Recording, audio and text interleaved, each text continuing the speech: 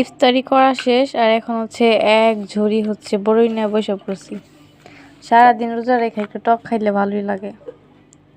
আসসালামু আলাইকুম, hello everyone, আশা করি আপনারা সবাই ভালো আছেন। আজকে কে কে রোজা রাখছে অবশ্যই কমেন্টে জানাবেন। আর এই বড়িটা কিন্তু খেতে কিন্তু অনেক মজাদার, আমি এখন দেখাচ্ছি।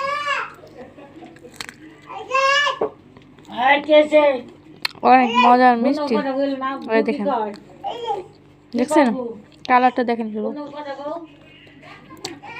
আমি বাসায় আসুন দেখা আমার মা হচ্ছে এগুলা হচ্ছে রেখে দিচ্ছে গাছ থেকে, একটু পরপরই যায় হচ্ছে গাছ থেকে কুড়ায়। আর এগুলো হচ্ছে 2-3 দিন আগের বড়ি, দেখেন শুটকা হয়ে গেছে।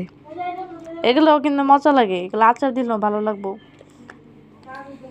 দেখছেন মায়ের ভালোবাসা অতুলনীয়।